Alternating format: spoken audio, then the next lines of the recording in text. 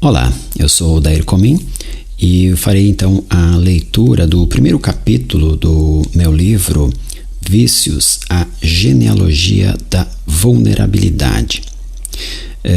Este não é um livro apenas sobre substâncias ou comportamentos compulsivos, é uma jornada por dentro daquilo que muitas vezes não sabemos nomear.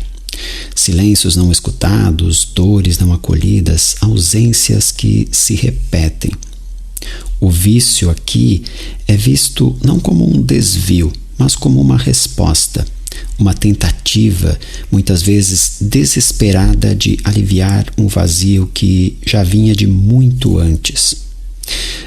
O que esse livro propõe é olhar com mais profundidade para as raízes do vício e entender por que certas experiências nos tornam mais vulneráveis. Por que o nosso cérebro aprende a normalizar o que é tóxico apenas porque já nos parece familiar. E esse livro também é um convite para os pais, mães, educadores e todos que cuidam de alguém. Refletir sobre o impacto das nossas palavras, gestos e presenças ou ausências na formação emocional de quem amamos. Vamos então dar início aí a essa travessia com o primeiro capítulo, que chama Asas de Silêncio. A primeira frase então do capítulo Asas de Silêncio: as pessoas grandes nunca compreendem nada sozinhas e é cansativo para as crianças ter que explicar tudo. Frase de Antoine de Saint-Exupéry, do Pequeno Príncipe. A crueldade mais sutil do humano é construir sua força sobre a vulnerabilidade alheia. Não é uma crueldade que se manifesta em gritos ou golpes. Ela sussurra disfarçada de cuidado, disciplina ou amor. É uma violência silenciosa, educada, que se infiltra como norma, conselho ou rotina familiar. Molda a criança para o mundo, mesmo que isso custe sua própria essência. É o gesto que acolhe com uma mão e rejeita com a outra. A frase que elogia, mas condiciona. A presença que declara amor, enquanto ensina que ele tem um preço. A vulnerabilidade não surge espontaneamente. Ela é cultivada. Germina nos elogios que premiam obediência, nas recompensas que abafam a dor, nos rótulos que substituem a escuta, nos pais que amam, mas temem um filho que sente e se expressa demais. Fortalecer-se na fragilidade do outro é transformar sua dor em degrau, seu medo em segurança. É a infância medicada, o elogio que anestesia, a fuga travestida de liberdade. Essa lição começa cedo, vestida de educação ou zelo. A criança chora e é ignorada. Fala alto e é silenciada. Sonha grande e é podada.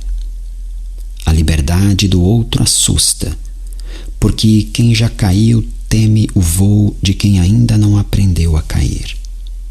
Então, ensina-se o medo, premia-se a contenção, molda-se o instinto, e aos poucos a alma aprende que ser vulnerável é perigoso, que sentir demais é defeito, que ser amado exige esforço. É nesse solo que a semente do vício brota, não como desvio, mas como alívio, porque a vulnerabilidade negada não desaparece, ela se esconde, e o que se esconde busca compensação. Antes da substância, há o vazio. Antes do excesso, a falta. A fortaleza erguida com a dor alheia é, muitas vezes, uma prisão dourada e solitária. Tudo começa com um aprendizado silencioso. Para ser aceito, é preciso abandonar partes de si. verdade é que ninguém se vicia por acaso. Naquela tarde abafada de primavera, Ícaro, com apenas 3 anos, brincava na sala de estar, cercado por papéis e giz de cera. A luz do sol entrava pela janela entreaberta, aquecendo o tapete onde ele traçava linhas tortas, imaginando foguetes e planetas. Sobre a mesa de centro, um copo de suco de uva, esquecido por Clara, balançava perigosamente com os movimentos do menino. Num gesto desajeitado, Ícaro esbarrou no copo. O líquido púrpura caiu, escorrendo como sangue entre seus desenhos, manchando o tapete com um caos que ele não entendia. O som do copo no chão foi breve, mas suficiente para desencadear um choro instintivo, úmido, cheio de medo. Era um choro que pedia colo, que buscava explicar o acidente sem palavras. Clara, na cozinha, largou a faca com que cortava cebolas e correu. Ajoelhou-se ao lado do filho, os olhos aflitos tentando acolher sem amplificar o caos. Suas mãos pairavam sobre os ombros de Ícaro, hesitando, como se temesse que um toque errado pudesse piorar tudo. "Tá tudo bem, meu amor, foi só um copo", sussurrou, mas sua voz tremia, dividida entre o instinto materno e a tensão do ambiente. Antes que pudesse envolvê-lo num abraço, a voz de Marco estourou da cozinha.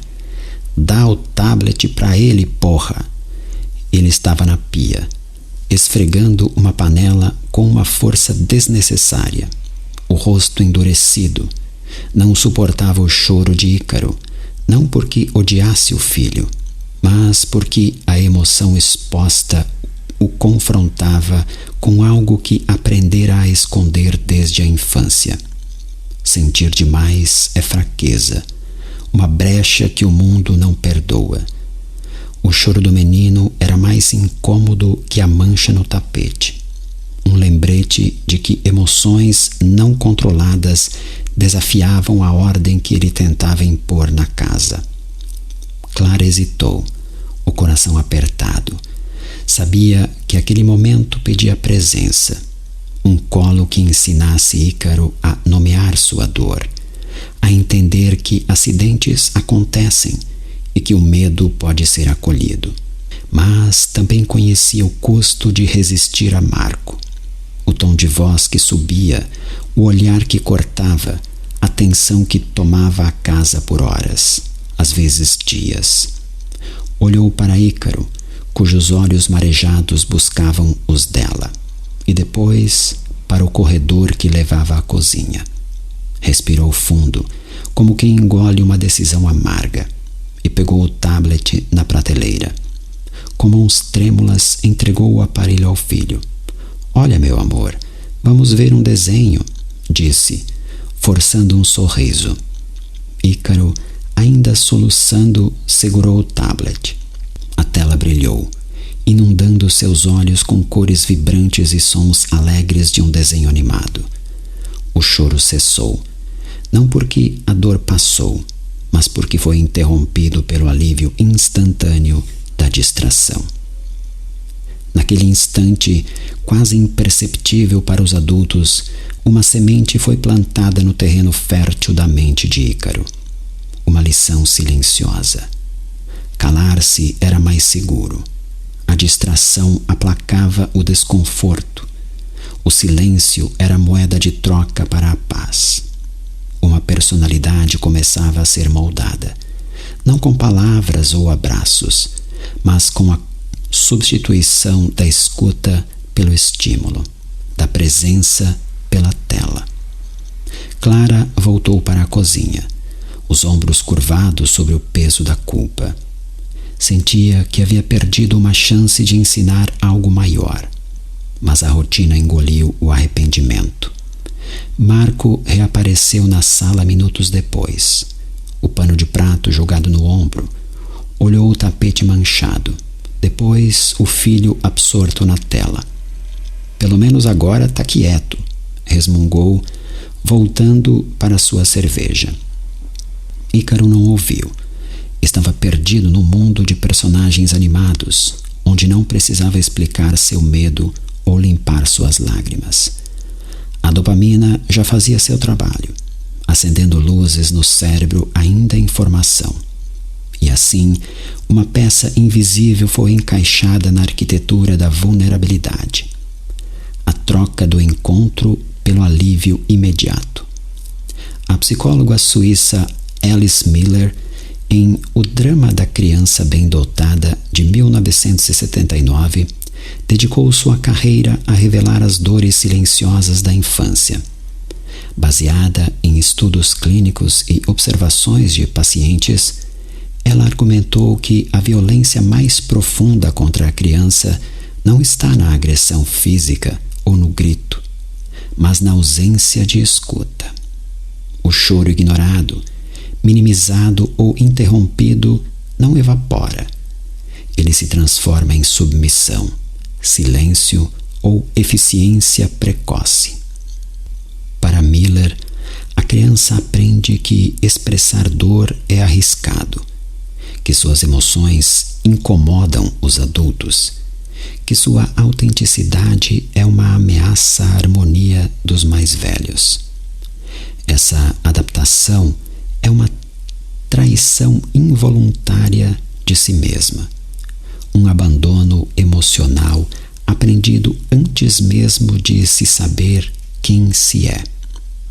Miller mostrou que essas feridas invisíveis moldam personalidades que, na vida adulta, buscam compensação em comportamentos compulsivos, dependências ou vícios, como formas de preencher o vazio deixado pela falta de acolhimento. Na casa de Ícaro, o choro não acolhido não gerava revolta, mas funcionalidade. Aos 3 anos, ele já entendia que parar de chorar o tornava mais aceitável. Bastava o brilho da tela para suspender a bagunça interna, relaxar os adultos e, por um instante, a si mesmo. A dor não sumia, era empurrada para o porão da consciência, onde os afetos sem nome se acumulam como poeira grudenta. Parar de chorar virou conquista. A conquista, identidade. Ícaro se tornava a criança que agrada, que não incomoda, que responde rápido, desde que isso o protegesse da rejeição. Mas o preço era alto. O corpo guardava o choro engolido. Os músculos se tensionavam na espera do controle. O cérebro associava alívio ao apagamento. A alma, ainda em formação, aprendia que existir dói, mas fingir que não sente recompensa. A neurociência oferece uma lente para entender esse processo. Na infância, o cérebro é altamente plástico, moldando sinapses com base nas experiências repetidas. Cada vez que Ícaro trocava o choro pela tela, uma conexão neural se fortalecia. Emoção interrompida, dopamina liberada. O sistema límbico, responsável pelo prazer e pela motivação, aprendia a buscar alívio imediato, mesmo que isso custasse a autenticidade. Estudos sobre o sistema dopaminérgico, como os da psiquiatra americana Nora Volkow, mostram que estímulos como telas e recompensas rápidas ativam circuitos de prazer de forma semelhante a substâncias aditivas, criando padrões que, com o tempo, podem se tornar compulsivos. Para Ícaro, o tablet não era apenas um brinquedo. Era um regulador emocional, uma ferramenta que substituía o colo ausente. E assim, sua vulnerabilidade era educada, não para ser compreendida, mas para ser silenciada. Aos 4 anos, Ícaro começou a decifrar os mapas invisíveis das reações adultas. Havia jeitos certos de sentir, falar, sorrir, regras nunca ditas, mas gravadas nos olhares, tons de voz e silêncios. Ele observava Clara e Marco como um explorador num território desconhecido, tentando entender o que rendia afeto e o que provocava rejeição. Uma manhã de domingo, Clara vestia o menino para a festa de um primo.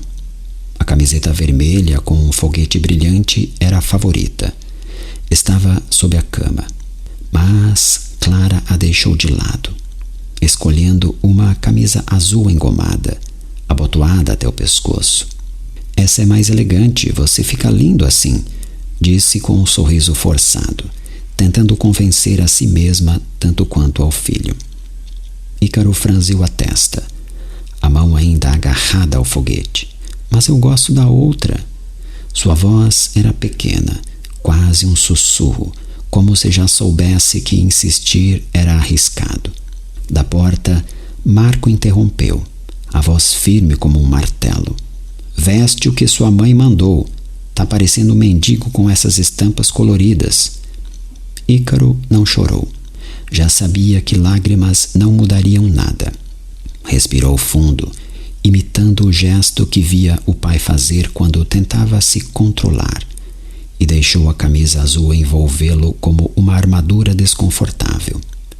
O tecido pinicava, os botões apertavam, mas ele ficou quieto, os olhos baixos. Na festa, um adulto qualquer, com o hálito doce de refrigerante, se abaixou para falar com ele. Nossa, que menino educado!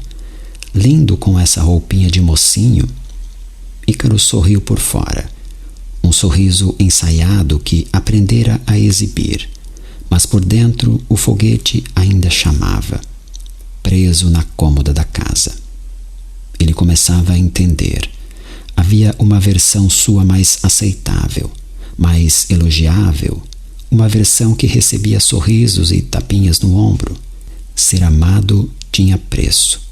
E o preço era apagar partes de si. Essa obediência da imagem se instalava sutilmente, como uma planta que cresce sem ser notada. Não era só a roupa, era o gesto contido, a voz controlada, a inquietação disfarçada de compostura. Ícaro sentou-se numa cadeira de plástico, as pernas balançando sem tocar o chão, enquanto as outras crianças corriam, gritavam, suavam. Queria se juntar, sentir o vento no rosto, sujar os sapatos, mas algo o segurava. A camisa azul, o peso do elogio, o medo de desagradar. Uma prima se aproximou, o prato de bolo equilibrado nas mãos. Quer um pedaço, Ícaro? Ele assentiu, mas comeu devagar, cuidando para não deixar migalhas na roupa. A prima riu. Você é tão bonitinho, parece um boneco. Ícaro sorriu, mas o peito apertou. Ser bonitinho era bom, mas também era uma gaiola.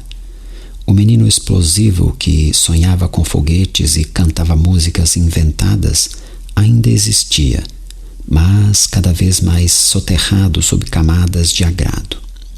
No caminho de volta, Marco dirigia em silêncio, os dedos tamborilando no volante. Clara, no banco do passageiro, olhou para Ícaro pelo retrovisor. Você se comportou direitinho hoje, filho. Tô orgulhosa. Ele assentiu, os olhos fixos na janela, onde o mundo passava em borrões de luz e sombra. Não disse que preferia a camiseta vermelha. Não disse que queria ter corrido com as outras crianças. Não disse que a camisa azul o fazia sentir como um estranho em seu próprio corpo. Guardou tudo, como quem aprende que desejos são perigosos, que expressá-los é convidar a crítica. E o mundo aplaudia. Que orgulho, Marco! Tá criando um homem de verdade. Ninguém via o que se perdia. Não há troféu para a criança que insiste em ser ela mesma, mas há aplausos para a que silencia seus desejos e faz o que é esperado. Numa tarde, enquanto Clara dobrava roupas na sala, Ícaro tentou contar sobre um sonho que tivera. Ele voava num foguete vermelho, atravessando estrelas que brilhavam como fogos de artifício. E aí, mãe, o foguete subiu tão alto que eu vi a terra inteira. Clara sorriu, mas seus olhos estavam distantes, preocupados com a lista de tarefas. Que legal, meu amor, disse sem parar de o dobrar. O telefone tocou e ela se levantou, deixando Ícaro com a história incompleta. Ele ficou quieto, olhando as roupas empilhadas, sentindo que até seus sonhos precisavam esperar o momento certo. Aos poucos, aprendia que nem sempre havia espaço para ser ele mesmo, que até a imaginação precisava de permissão. O lar de Ícaro era um campo de forças opostas, um equilíbrio precário entre rigidez e doçura. A chegada de Marco mudava a temperatura da casa. Clara acelerava os gestos, baixava a voz, movia-se com a cautela de quem evita um campo minado. Ícaro sentia o ar densificar, como se o oxigênio rareasse. Tudo precisava funcionar. O jantar na mesa às 7, o silêncio na sala, o filho no lugar certo. Para Marco, emoção era obstáculo, uma fraqueza a ser corrigida. Se Ícaro caía, ouvia: "Levanta, moleque!" Se chorava, recebia um olhar impaciente. "Vai chorar por isso agora? Parece bebê." Clara, por outro lado, era feita de doçura hesitante. Amava Ícaro com uma delicadeza quase palpável, mas com medo. Medo de contrariar Marco, de desagradar, de romper a frágil harmonia doméstica. Seu colo era abrigo, mas podia ser retirado a qualquer momento. "Deixa, Ícaro, faz o que seu pai pede, para não brigar", dizia a voz baixa, os olhos desviando para o chão. O menino aprendia que o amor dela era cauteloso, insuficiente para protegê-lo da rigidez paterna. Nos dias bons, Clara era inteira. Lia histórias antes de dormir, com vozes engraçadas para cada personagem. Ria das perguntas curiosas de Ícaro, como: "Por que as estrelas não caem?" Penteava seus cabelos com uma paciência quase sagrada, como se cada fio fosse uma chance de dizer: "Eu te amo." Nessas noites, Ícaro se sentia seguro, como se o mundo pudesse esperar. Mas havia outros dias, quando Clara estava distante, mesmo presente. Seus olhos vagavam, o sorriso era automático, o abraço incompleto, como se parte dela estivesse presa em outro lugar. Talvez nas memórias de sua própria infância, marcada por um pai autoritário e uma mãe submissa. Nessas horas, Ícaro hesitava, estendia os braços, mas recuava antes de completar o gesto. Aprendia que o amor nem sempre estava disponível, que precisava ser merecido. O psicólogo e psiquiatra britânico John Bowlby, em seu livro Teoria do Apego, de 1969, mostrou que os vínculos afetivos formados na infância moldam o destino emocional dos seres humanos. Com base em estudos observacionais e clínicos, Bowlby demonstrou que vínculos inconscientes, ora afetuosos, ora distantes, geram um apego ambivalente, uma dança tensa entre o desejo de proximidade e o medo da rejeição. Essas experiências moldam o sistema nervoso, criando padrões emocionais que ecoam na vida adulta, influenciando escolhas, medos e até vícios. Ícaro vivia nesse limiar. Com Marco, a regra era clara: obedeça ou enfrente as consequências. Sua imprevisibilidade, um elogio seco num dia, uma explosão no outro, mantinha Ícaro em alerta, calculando cada gesto, prevendo o humor do pai. O afeto vinha com condições. Se você se comportar, se não me envergonhar. O amor era uma moeda, e Ícaro aprendia a ganhá-la moldando-se, vigiando-se, contendo-se. Com Clara, a incerteza era mais sutil, mas não menos dolorosa. Em dias bons, seu colo era um refúgio. Em outros, sua ausência emocional deixava Ícaro perdido, como um navio sem farol. Ele corria até ela, mas parava no meio do caminho, os braços abertos, esperando um sinal que nem sempre vinha. Essa dança de aproximação e recuo moldava seu coração, ensinando-o a esperar, a prever, a se adaptar. Bowlby sabia. Crianças com apego ambivalente crescem vendo o amor como ansiedade, moldando-se para não perdê-lo, mesmo que isso custe sua autenticidade. Ícaro ainda não entendia isso, mas seu corpo já vivia assim. O coração acelerado ante a tensão, o peito aliviado com qualquer migalha de afeto. Ele caminhava sobre um lago de gelo fino, nunca certo de onde pisar, sempre atento aos estalos que anunciavam perigo. O psicanalista e filósofo alemão Erich Fromm, em A Arte de Amar, de 1956, e O Coração do Homem, de 64, descreveu a alienação emocional como o afastamento de si para sobreviver em um mundo que exige adaptação. Para Fromm, a alienação não é apenas a ausência de sentimento, mas a perda do direito de senti-lo plenamente. Um exílio interno que começa na infância, quando a criança percebe que suas emoções genuínas não são bem-vindas. Esse processo é sutil, quase invisível, mas profundamente transformador. A criança alienada permanece presente por fora, mas ausente por dentro, agindo como se tudo estivesse bem enquanto algo essencial se cala. Ícaro vivia essa alienação. Seu choro, sua curiosidade barulhenta, sua frustração, tudo provocava impaciência em Marco ou sobrecarga em Clara. Como toda criança sensível, ele começou a se afastar de si, não com revolta, mas com um desligamento silencioso. Alienar-se era sorrir querendo fugir, dizer tudo bem com olhos marejados, brincar quieto enquanto a alma se encolhia. Ícaro aprendia o que funcionava, o tom de voz que rendia elogios, o gesto que mantinha a casa leve. Observava os adultos como quem decifra um código ajustando-se para ser amável.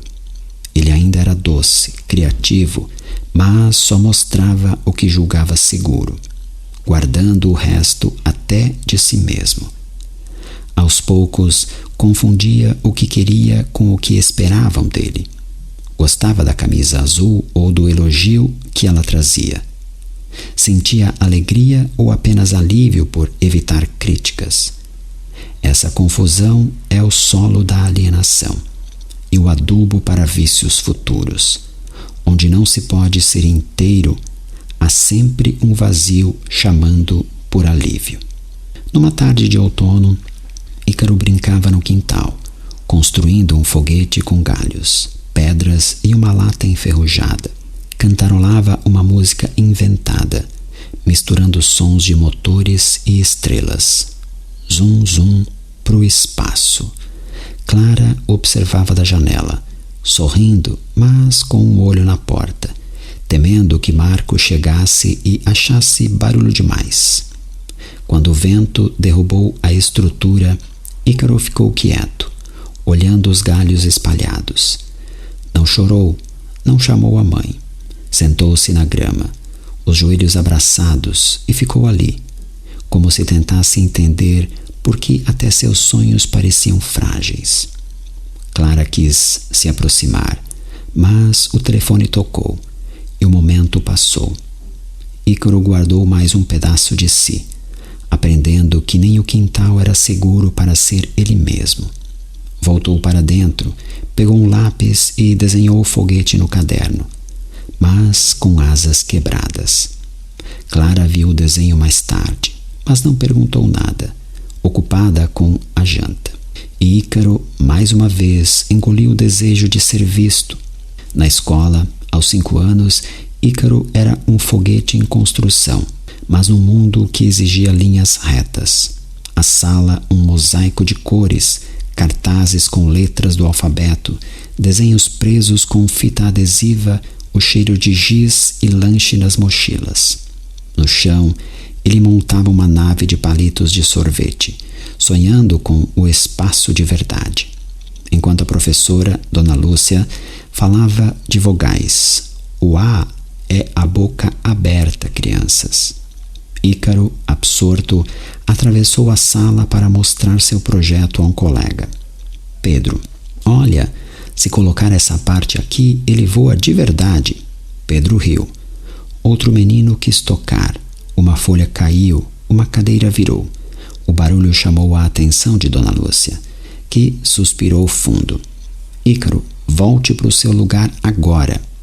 Ele congelou, os olhos baixos, o foguete apertado contra o peito. Sempre no mundo da lua, ela murmurou, anotando algo na agenda com uma caneta vermelha. No recreio, Ícaro ficou quieto, mexendo na areia com a ponta do tênis. Não correu, não gritou, não se juntou aos colegas que jogavam bola ou brincavam de pega-pega. Sentou-se perto do escorregador, os pensamentos longe, tentando entender o que havia feito de errado. Pedro se aproximou, chutando uma pedra. — Por que você não vem brincar? Ícaro encolheu os ombros. — Tô cansado. Não estava, mas era mais fácil dizer isso do que explicar o peso que sentia. Pedro insistiu. — Você é legal, mas às vezes é meio doido, né? Ícaro sorriu, mas o comentário ficou ecoando. Doido, errado, diferente. Ele desenhou um círculo na areia com o dedo. Depois o apagou. Não queria ser doido. Queria ser como os outros, mas não sabia como. Na saída, Dona Lúcia chamou Clara para uma conversa rápida. Ícaro é um menino criativo, inteligente, mas se distrai fácil.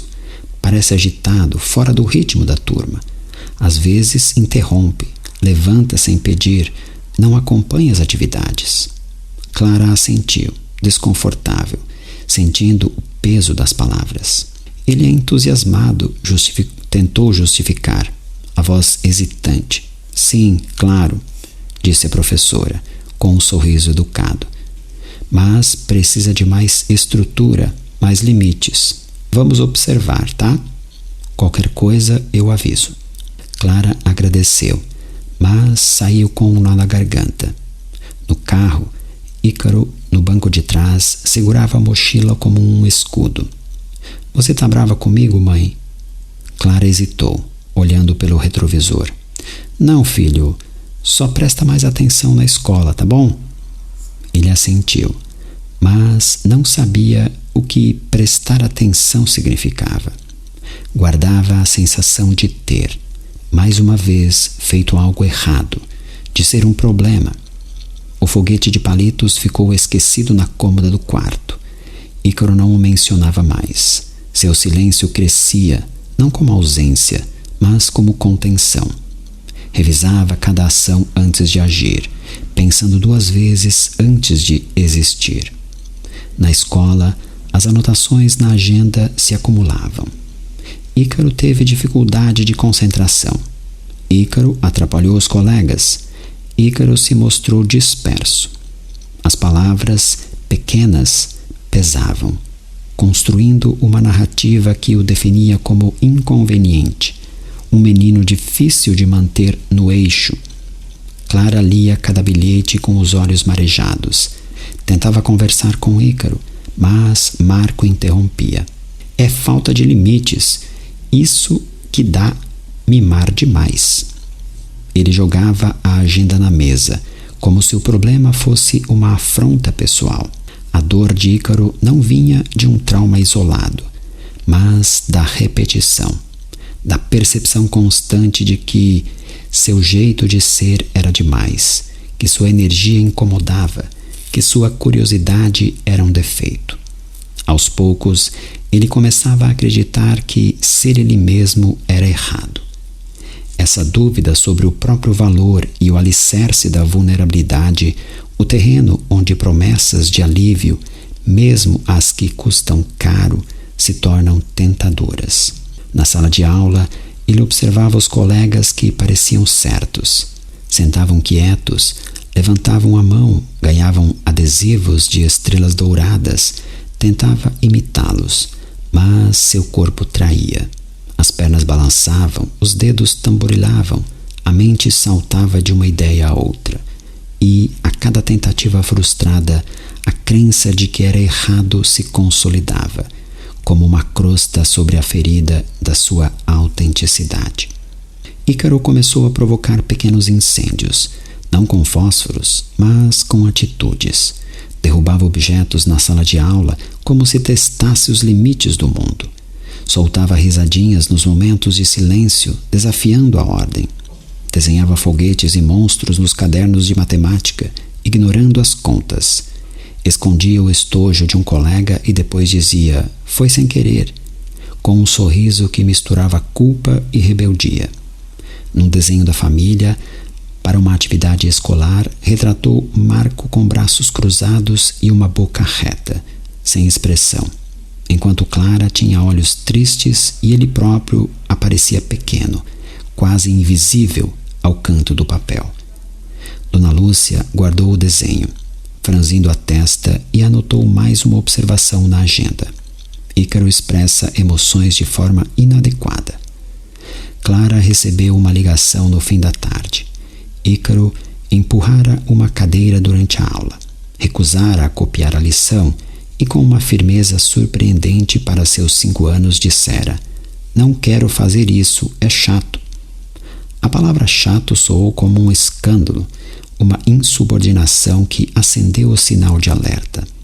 Naquela noite, Clara tentou abordar o assunto com calma, sentada à mesa da cozinha enquanto Ícaro comia um sanduíche. Filho, o que aconteceu na escola hoje? A professora disse que você não quis fazer a atividade. Ícaro encolheu os ombros, os olhos fixos no prato. Era chato, mãe. Eu não gosto de escrever aquelas letras. Clara suspirou, tentando encontrar as palavras certas. Mas você precisa tentar, meu amor. É importante. Antes que pudesse continuar, Marco entrou. A camisa desabotoada, o rosto cansado do trabalho. O que foi agora? Perguntou, percebendo a tensão. Clara hesitou, mas explicou. Recebi uma ligação da escola. A professora disse que Ícaro... que ele empurrou uma cadeira e não quis fazer a lição. Marco jogou a mochila com força sobre o sofá. Atitudes? Atitudes? Isso é birra, Clara. Tá precisando de limites mais duros, isso sim. Clara tentou argumentar. A voz baixa. Ele só tem 5 anos, Marco. Talvez esteja tentando chamar a atenção. Chamar a atenção, caramba! Explodiu Marco, levantando-se. Chamar a atenção com desrespeito? Empurrando cadeira? Me desafiando? Isso aí é moleza demais. Fica passando a mão, dizendo que é fase, que é personalidade. O que ele precisa é de limite, de vergonha na cara. Tá achando que é quem para bater de frente com a professora. Vai virar o que desse jeito? Um fracassado. Ícaro, que ouvia tudo, apertava os punhos, os nós dos dedos brancos. Ele não entendia todas as palavras, mas o tom era claro. Ele era um problema. Algo dentro dele queimava. Não raiva, uma mistura de confusão, vergonha e desejo desesperado de ser visto. Na manhã seguinte, Marco decidiu ir à escola sem avisar.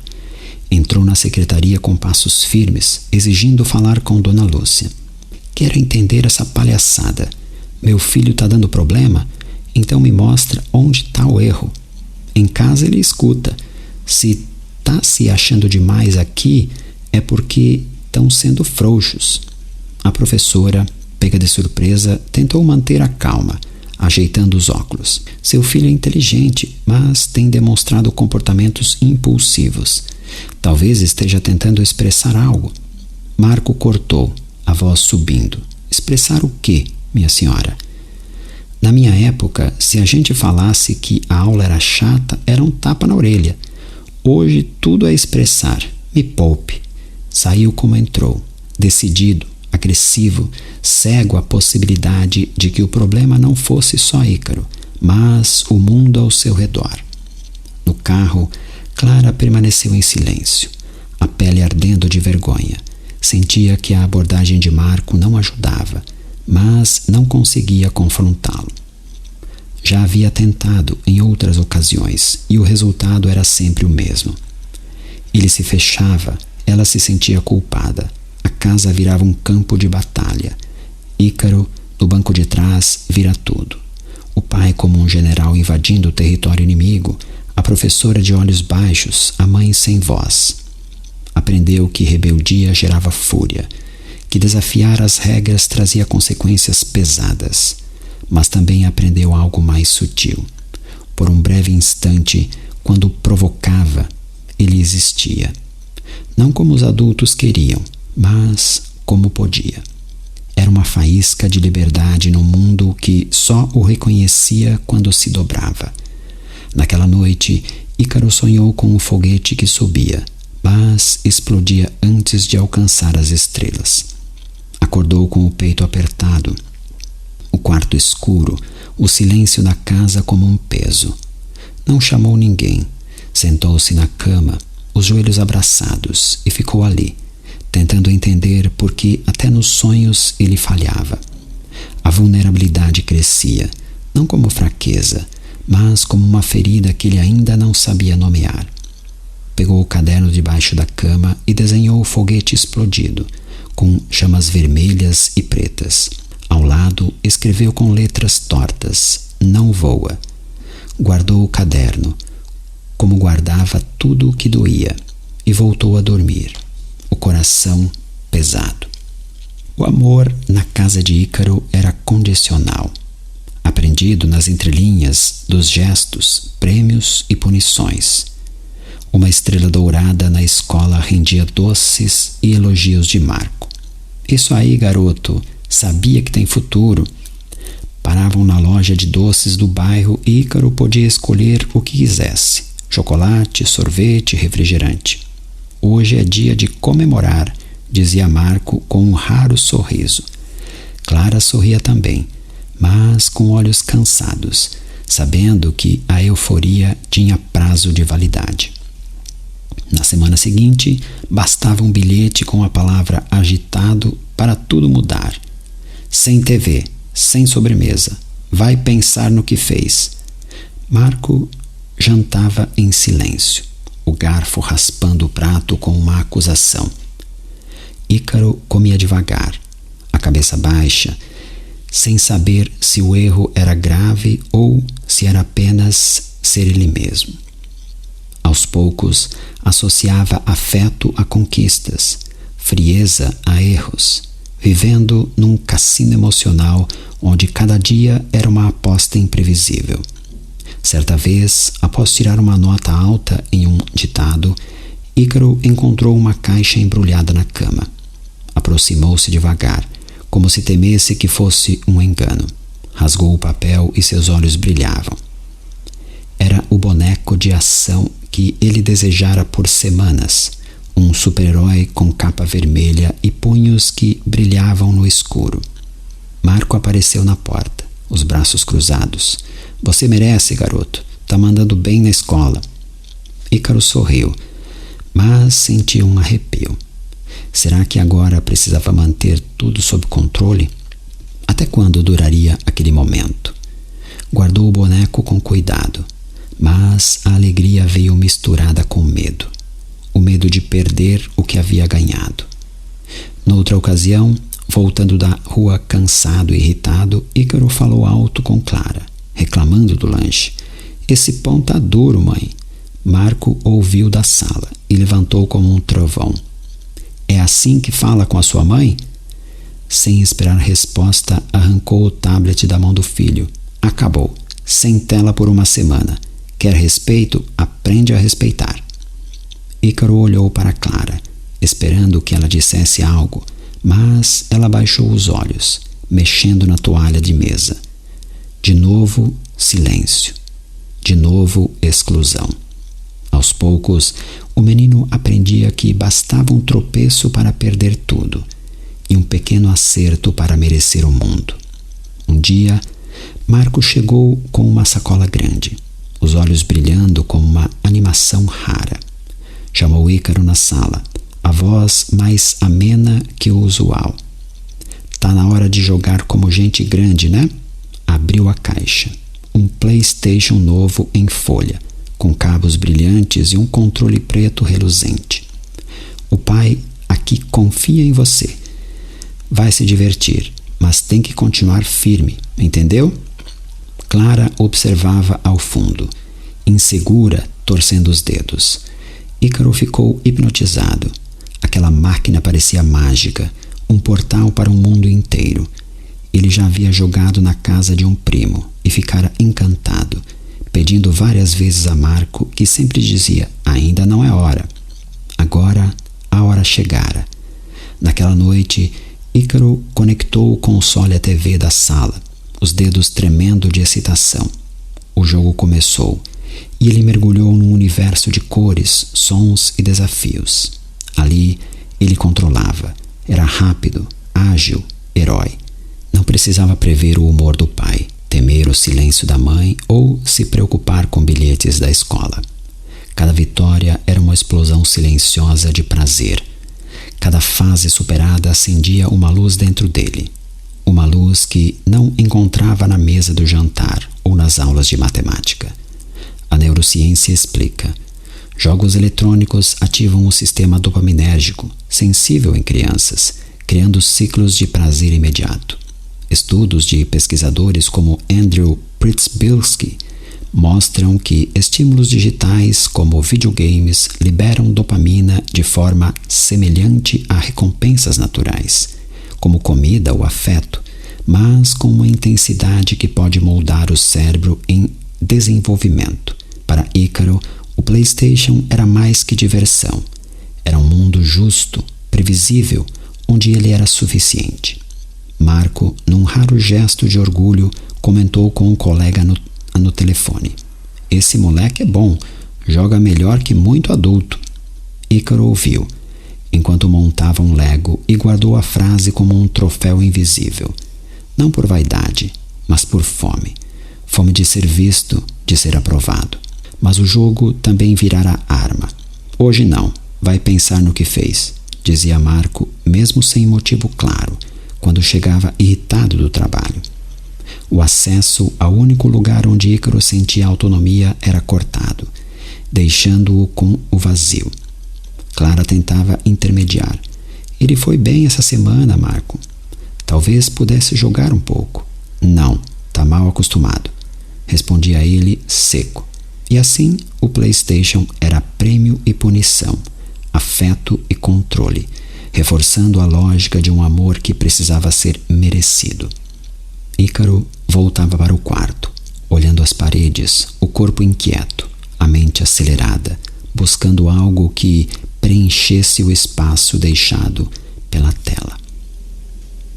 A mentira não nasceu como um plano, surgiu como um instinto de sobrevivência. Um colega empurrou uma cadeira na sala de aula e Ícaro riu, mas não participou da brincadeira. Mesmo assim, foi citado no bilhete da professora. No carro, Clara perguntou: o que aconteceu na escola, filho? Ícaro respondeu sem hesitar, os olhos fixos na janela. Eu não fiz nada, mãe. A voz era firme, mas o coração batia rápido. Clara acreditou, ou quis acreditar. Dias depois, ele desenhou uma nave espacial no caderno de outro aluno, com planetas e estrelas entre os exercícios de caligrafia. Dona Lúcia chamou sua atenção. E Ícaro disse: Foi sem querer. Na frente dos pais, negou tudo. Ela está inventando, mãe. Eu nem estava com o lápis azul. Marco levantou a sobrancelha, desconfiado. Melhor não tá mentindo para mim, moleque. Ícaro segurou o olhar, engoliu seco e negou de novo. Clara tentou mudar de assunto, aliviada por evitar o confronto. A mentira, para Ícaro, virou um casulo. Lá dentro, ele estava protegido da fúria do pai, do risco de perder o PlayStation, da possibilidade de ser menos amado. Ele não queria mentir, mas começava a perceber que a verdade em sua casa não era segura. E então, a verdade foi sendo moldada conforme o contexto. O que acontecia na escola ficava na escola. O que a professora dizia era exagero. O que os colegas contavam era invenção. A cada nova negação, Ícaro suava por dentro, mas mantinha a face serena. Aprendia que, para permanecer em paz, precisava esconder partes de si. O psicólogo americano Peter Levine, em O Despertar do Tigre de 1997, desenvolveu o método Somatic Experiencing, baseado em estudos sobre trauma e regulação emocional. Levine explica que emoções não acolhidas não desaparecem, acumulam-se no corpo ou encontram atalhos para se expressar. Quando uma criança não pode lutar ou fugir, ela congela, guardando a dor em músculos, nervos e memórias. No caso de Ícaro, o choro não gritado, o medo não acolhido, a frustração não nomeada desviavam-se para a tela. O videogame não o interrompia, não dizia cala a boca, não devolvia silêncio. Ali, ele podia errar e tentar de novo, gritar sem ser julgado, perder e ainda ser aceito. Era regulador emocional. Quando o peito apertava, bastava apertar o botão. Quando o olhar do pai endurecia, bastava ligar o console. Quando a mãe desviava os olhos, bastava escolher a fase. Cada vitória no jogo liberava a dopamina, trazendo alívio, controle, paz temporária. Às vezes, o controle vinha numa mão e na outra um pedaço de chocolate, escondido de Marco. Açúcar no corpo, pixels na retina, dopamina por todo lado. Estudos neurocientíficos como os do endocrinologista americano Robert Lustig mostram que a combinação de estímulos digitais e açúcar ativa o sistema de recompensa de forma intensa, criando associações que podem levar a comportamentos compulsivos. Ícaro não sabia disso. Sabia apenas que, ao vencer uma fase, sentia-se mais leve. Que, ao comer um doce, o coração batia menos apertado. Que, mesmo sendo uma fuga, aquela sensação parecia mais verdadeira que o mundo real. O PlayStation deixava de ser brinquedo e virava refúgio. Um abraço digital que não exigia explicações. Numa noite, após um castigo sem motivo claro, você tá muito folgado, moleque. Ícaro jogou até os olhos arderem. Clara entrou no quarto, a silhueta recortada pela luz do corredor. Tá na hora de dormir, filho. Ele não respondeu. O controle firme nas mãos, os polegares movendo-se com precisão mecânica. Clara suspirou, apagou a luz e saiu. Ícaro continuou, o brilho da tela refletido no rosto. Cada fase vencida era uma pequena vingança contra o vazio, mas no fundo ele sabia. O jogo não preenchia tudo, só adiava a dor, que se acumulava como poeira num canto esquecido. Clara era feita de sutilezas, uma mulher de gestos leves e palavras ponderadas. Amava Ícaro com a alma inteira, mas com o corpo retraído, moldada por uma vida de convivência com homens de temperamento difícil. O pai autoritário, o irmão impulsivo, agora Marco. Carregava no peito um pacto silencioso: não provocar, não confrontar, não acender o pavio. Com Ícaro, o afeto vinha com doçura, mas também com hesitação. como se o amor tivesse que passar por corredores estreitos, desviando da autoridade do marido. Quando Marco se exaltava, Clara era a que baixava os olhos. Quando Ícaro chorava, era quem estendia a mão, mas recuava, temendo ser vista como fraca ou leniente. E assim, criou uma maternidade escondida, feita de pequenas concessões. Começou com gestos discretos, um doce dado após o jantar, mesmo com a proibição de Marco, 15 minutos extra de tablet depois que ele saía para o trabalho, uma tarefa escolar não feita que ela mesma completava, copiando as letras tortas de Ícaro. Não fala nada para o seu pai, sussurrava, com um sorriso cúmplice. Essa frase, dita com ternura, carregava um peso invisível. Clara não percebia, mas estava ensinando Ícaro uma lição dupla, que o amor pode vir disfarçado e que mentir pode ser uma forma de proteger quem se ama. A mentira recebia mais uma camada, agora com a aprovação da mãe. Era o início da dissociação, do aprender a mostrar uma coisa e sentir outra, do treinar o silêncio como linguagem de segurança. Ícaro passou a entender que havia dois mundos, um onde precisava obedecer, controlar as emoções, esconder as fraquezas, outro secreto, onde Clara era abrigo, desde que ninguém soubesse. Na escola, dizia que estava bem, mesmo ansioso, com o estômago embrulhado antes de entrar na sala. Com os colegas, fingia não se importar quando o excluíam de uma brincadeira. Em casa, sorria quando queria chorar, para não causar conflito. Tudo para manter a ordem, para continuar sendo amado. Mas o custo era alto, porque quando a verdade precisa ser escondida para não ferir o outro, ela passa a ferir quem a carrega. Num dia de chuva, enquanto Clara dobrava roupas na sala, Ícaro sentou-se no chão, brincando com carrinhos. De repente, perguntou: "Mãe, por que o papai fica bravo comigo?" Clara parou, a mão congelada sobre uma camiseta. Seus olhos marejaram, mas ela forçou um sorriso. "Ele não está bravo com você, filho. Ele quer que você seja forte, que cresça preparado para o mundo." Ícaro assentiu, mas não entendeu. O que significava ser forte? Porque ser ele mesmo não era suficiente. Guardou a pergunta, como guardava tudo o que doía, e voltou para os carrinhos, empurrando-os com mais força, como se pudesse esmagar a confusão. Marco não era mau. Era forjado, como ferro batido sem piedade para ganhar forma. Cresceu numa casa onde homens não choravam, não reclamavam, não hesitavam. Seu pai, um operário orgulhoso, dizia: "A vida é dura, Marco. Se não aguentar, o mundo engole." Ele aprendeu a engolir o medo, a morder a dor, a esconder o cansaço. Nunca teve espaço para sentir, para duvidar, para ser vulnerável. Quando Ícaro nasceu, Marco jurou a si mesmo que faria dele um homem forte, alguém que ninguém derrubaria, que nunca seria motivo de vergonha. Mas a sensibilidade do filho o desestabilizava, como um espelho embaçado do menino que ele havia sufocado dentro de si. Cada choro de Ícaro, cada explosão, cada descontrole acionava uma fúria surda. Não de ódio, mas de pânico.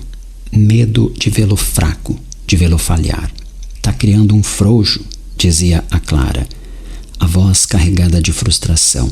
Acreditando amar, endurecia. Acreditando proteger, reprimia. Acreditando formar, deformava. Numa festa de família, com risadas altas, música e conversas cruzadas, Ícaro estava sobrecarregado. O barulho, o calor, a multidão o deixavam inquieto. Brincava com um primo mais velho, correndo entre as mesas, quando foi empurrado. Caiu, machucando o joelho. O choro veio alto, descontrolado, o corpo tremendo, as mãos agitadas. Não era só dor, era uma crise, uma explosão de tudo que ele guardava. O salão silenciou por um instante, os olhares voltados para o menino no chão. Marco levantou da cadeira, os olhos em brasa. "Ícaro, para com isso, agora!" A voz cortou o ar como um chicote. Clara, num impulso, tentou se aproximar. Calma, Marco, ele está assustado. Mas recuou ao ver o olhar do marido, os lábios apertados. O que foi que eu te ensinei, moleque? Homem não faz escândalo. Tá me ouvindo? Isso aqui é papel de bebê, de fraco. Ícaro congelou, o rosto vermelho, o peito arfando. Os olhos úmidos tentavam entender o que havia feito de tão errado. E então silenciou, não por alívio, mas por vergonha. Vergonha de si, de sentir, de ser. Erich Fromm diria: esse é o momento em que o amor vira cárcere, quando, para preservar o vínculo, a criança reprime sua vontade, quando, para pertencer, precisa se esconder. A neurociência chamaria isso de memória emocional intensa. A amígdala, parte do sistema límbico, registra experiências como essa como feridas, disparando respostas de medo ou fuga em situações futuras de exposição. Naquela noite, Ícaro não falou mais. No carro, respondeu com monossilábicos. Chegando em casa, correu para o quarto, ligou o PlayStation e pegou um chocolate escondido. Jogou até os sons do jogo abafarem os ecos da vergonha. Até os pontos na tela lhe dessem a sensação de que ainda era bom em algo. E, sem querer, sem maldade, sem consciência, mais uma peça na plataforma da sua vulnerabilidade foi fixada. Não com traumas grandiosos, mas com silêncios gritantes, afeto condicionado, emoções proibidas. Nos dias seguintes, Ícaro parecia menor, não em tamanho, mas em presença. Comia em silêncio, evitava os olhos de Clara. Na escola, desenhava menos, isolava-se no recreio, rabiscando na areia um boneco com asas, mas sem cabeça, ao lado de uma tela e nuvens sem sorriso. Por dentro, vozes internas sussurravam, uma exigindo que fosse forte, outra questionando a justiça de esconder tudo. Era a primeira rachadura na alma, ainda imperceptível, mas que um dia teria nome. À noite, Clara tentou se aproximar, fazendo o prato favorito de Ícaro, macarrão com molho de tomate e almôndegas. Acendeu uma vela na mesa, tentando criar um momento leve. Como foi seu dia, filho? Ele encolheu os ombros, mexendo na comida. Normal. Clara insistiu. Teve algo legal na escola? Ícaro balançou a cabeça, pediu para sair da mesa e subiu para o quarto. Clara ficou olhando o prato dele, quase intocado, sentindo a distância crescer. Absorvida pela rotina, não o seguiu. Ícaro, agora sozinho, deitou na cama, os olhos ardendo. Não chorava mais na frente dos outros. Chorar era perigoso. Mas, ali, no escuro, sussurrou para si mesmo. Não posso ser assim. E depois, mas eu não sei ser de outro jeito. Era o início de um diálogo interno dividido. Um mundo onde ele negociaria consigo mesmo. Mais tarde, ligou o PlayStation, mas jogou sem a alegria de antes. Estava lento, disperso.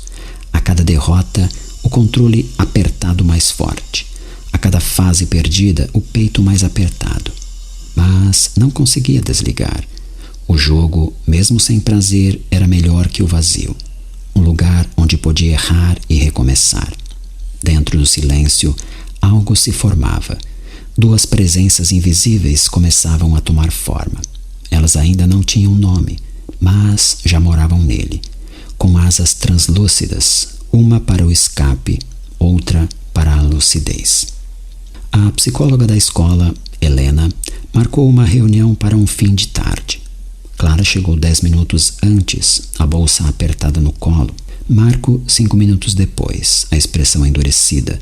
Sentaram-se numa sala pequena, com cheiro de papel e café antigo. Brinquedos encostados nos cantos, desenhos presos nas paredes. Um deles, de Ícaro, mostrava uma casa sem janelas, uma árvore com folhas caindo, uma estrela solitária no céu. Helena começou com delicadeza. Ícaro é uma criança com um potencial criativo acima da média. Tem uma imaginação viva, uma sensibilidade rara, uma inteligência que salta aos olhos. Clara sorriu, aliviada. Marco assentiu, impaciente. Mas, prosseguiu Helena, temos percebido um padrão que merece atenção. Ele tem dificuldade para manter o foco. Parece estar em outro lugar, não só com o corpo, mas com o pensamento. Interrompe, levanta sem pedir, tem crises de irritação ou momentos de apatia. Já chegou a bater no colega. Marco cruzou os braços. Criança é assim mesmo. Quer que vire um robô agora? Helena manteve o tom calmo. Não se trata de querer que ele vire nada. Estamos falando de sofrimento. O que vemos não é só agitação. É um menino que parece perdido. Às vezes acelerado, às vezes retraído. Em alguns dias, ansioso, mordendo a roupa, roendo unhas. Em outros, simplesmente se cala. Clara apertava os dedos no colo, o coração pesado. E o que isso quer dizer? Perguntou Marco, defensivo. Helena respirou fundo. Quer dizer que Ícaro está tendo dificuldades para regular suas emoções, que usa a distração como fuga, que talvez viva mais tensão do que consegue expressar. Pode haver algo a mais que merece cuidado, escuta, avaliação. Helena abriu um caderno, mostrou registros, frases de Ícaro. Não gosto de mim quando fico bravo. Desenhos com figuras solitárias, episódios de isolamento no recreio. Descreveu como ele fixava o olhar na tela durante atividades digitais, como explodia por pequenas frustrações, mas pedia desculpas em voz baixa, como se não soubesse se pode sentir o que sente. Marco desviou o olhar, incomodado. Clara quebrou o silêncio. Você acha que ele precisa de ajuda? Acho que Ícaro está pedindo ajuda há algum tempo, só não da forma que os adultos entendem. Helena entregou um envelope com encaminhamentos, avaliação externa, escuta especializada. No carro, o silêncio era denso. Marco dirigia, os olhos fixos na rua. Clara girava o envelope nas mãos. Após minutos, ele falou. Você acha que tem mesmo algo errado com ele? Clara hesitou. Não sei, mas acho que ele está sofrendo e a gente não está conseguindo alcançar. Marco assentiu devagar. Talvez seja o caso de ver o que essa psicóloga está sugerindo. Não gosto dessas coisas, mas se for pro bem dele. A voz sumiu e Clara olhou para ele, vendo pela primeira vez em muito tempo não um homem intransigente, mas alguém confuso, tentando cuidar do jeito que sabia. Ícaro, naquele momento, estava em casa, com a avó na sala vendo TV. Jogava no PlayStation, comendo chocolate escondido, o olhar perdido entre fases e missões. Dentro dele, um sussurro ganhava forma. Vamos resolver isso do nosso jeito. Outro, quase inaudível, resistia. Você não precisa fugir para sempre. O palco estava montado. O silêncio agora era prenúncio. Marco nunca acreditou em terapia. Achava a conversa mole. Gente sentada num sofá falando da infância enquanto o mundo exigia a ação. Problema se resolve com atitude, não com chororô, dizia. Após a reunião com Helena, sentia um desconforto novo, um nó que não sabia nomear. Não falou com Clara, nem com amigos. À noite, sozinho na sala, pegou o celular e pesquisou no YouTube. Criança agitada, o que fazer? Digitou, apagou, tentou de novo. Comportamento infantil difícil. Por fim, hiperatividade, tratamento. Foi quando o rosto apareceu na tela. Bem enquadrado, voz grave, sobrancelhas firmes. Dr. Farmacon, psiquiatra, especialista em comportamento infantil e adulto. O cenário era impecável. Livros alinhados, prêmios visíveis, uma aura de autoridade. O vídeo começava com uma frase que capturou Marco. O problema não é seu filho. O problema é a falta de intervenção correta. Ele se ajeitou no sofá, o volume subindo. Vivemos numa sociedade que romantiza o sofrimento, que acha que, com tempo, carinho e paciência, tudo se resolve. Mas tempo não cura transtorno. Amor não reorganiza neuroquímica. O que cura é a ciência, é a precisão. é agir com firmeza. As palavras entravam como facas afiadas de certeza. Pharmacon falava rápido, com articulação perfeita, exibindo gráficos, dados, depoimentos de pais transformados após o tratamento. Você que está aí, cansado de ver seu filho sofrer ou de sofrer com ele, a resposta existe. Os remédios são seguros. Não trate como birra o que pode ser biológico. Marco aumentou o volume. Pharmacon caminhava num palco confiante. Não se trata de apagar a personalidade da criança, mas de ajudá-la a funcionar no mundo real. O mundo não espera, o mundo exige. Havia algo sedutor naquela firmeza. Pharmacon não pedia licença, não titubeava, não se perdia em sutilezas. Era objetivo, racional. O que Marco imaginava que um bom profissional de verdade deveria ser. Nos vídeos seguintes, o psiquiatra falava de casos que mudaram da água para o vinho, mostrando antes e depois, explicando neurotransmissores, dopamina, serotonina. Marco desligou o celular, olhando a parede escura da sala. Subiu para o quarto onde Clara lia. Sentou na cama, os cotovelos nos joelhos. Estive pensando. Talvez seja melhor levar o Ícaro num psiquiatra. Clara o olhou, surpresa. Você tem certeza? Ele hesitou, depois assentiu. Encontrei um cara bom. Sabe o que fala. É direto, explica tudo com ciência. Já ajudou várias crianças como o Ícaro. Clara mordeu o lábio. E se for muito cedo? Marco respirou fundo. E se for tarde demais para não fazer nada? Ela não respondeu, mas viu pela primeira vez um Marco vulnerável, exausto, tentando acertar. Mostrou o vídeo a Clara, que hesitou. Deve ser caro, será que podemos pagar? É pro bem do Ícaro, vamos dar um jeito, retrucou ele. Na manhã seguinte, a consulta foi marcada. A sala de espera do Dr. Pharmacon era fria, decorada com minimalismo clínico. Paredes brancas, cadeiras de metal, uma planta artificial no canto. Clara apertava a bolsa no colo. Os dedos inquietos, Marco olhava o celular, rolando notícias sem ler. Ícaro balançava os pés na cadeira giratória, contando os quadrados do piso. Uma secretária bem maquiada chamou. Ícaro. Entraram no consultório, amplo e iluminado artificialmente. Livros empilhados por cor, certificados dourados nas paredes, uma estatueta de um cérebro sob uma cúpula de vidro. Ao fundo, um quadro intitulado Performance e Produtividade. Pharmacon estava de pé, impecável, numa camisa branca com mangas dobradas com precisão. Estendeu a mão a Marco, um sorriso treinado. Vamos entender melhor esse campeão, não é? Fez perguntas rápidas, mantendo o ritmo. Você se distrai fácil? Fica entediado na escola? Sente como se tivesse um motor dentro de você? Ícaro respondia com hesitação, olhando os pais. Depois as figuras na mesa. Um globo, uma caneta prateada. Pharmacon anotava no laptop, soltando. Clássico. Perfil típico. Alta responsividade ao ambiente. Impulsividade regulada pelo sistema dopaminérgico. Marco assentia, admirado. Clara absorvia em silêncio, o coração apertado. Ao final, Pharmacon fechou o laptop com um estalo.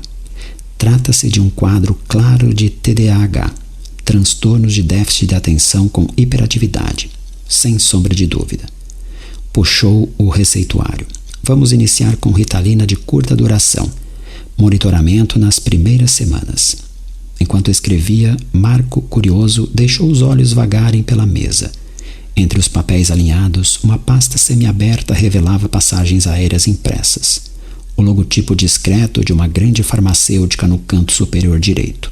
Destino, Caribe. Resort, Paradisos, Palma Real. Período, 7 dias. Categoria, All Inclusive.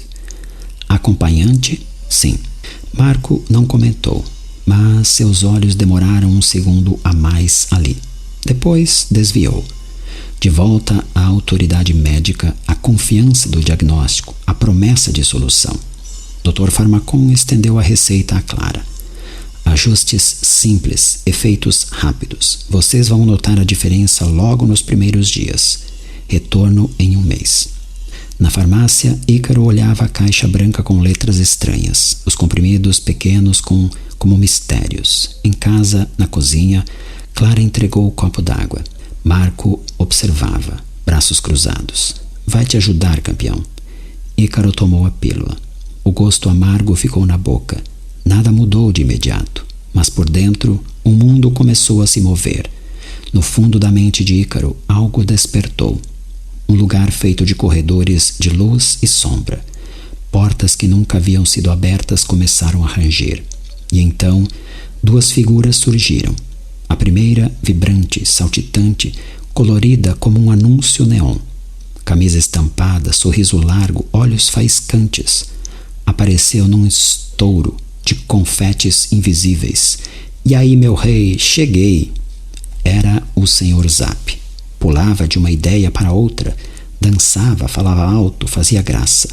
Agora vai ser diferente. Vamos vencer, vamos curtir, vamos fazer tudo o que der vontade. Sem drama, sem culpa. Só mais um pouquinho, vai. A segunda figura apareceu devagar.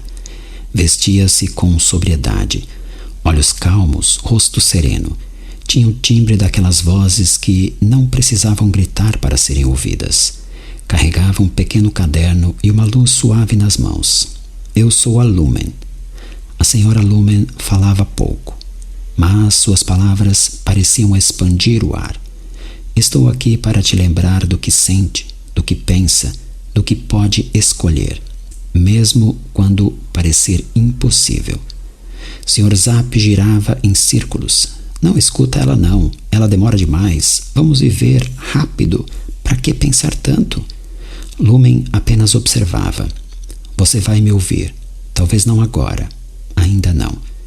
Ícaro, naquele instante, entre o tilintar da cozinha e o silêncio dos pais, sentiu algo mudar. Não no corpo, mas no centro de si. Como se duas bússolas tivessem sido ativadas.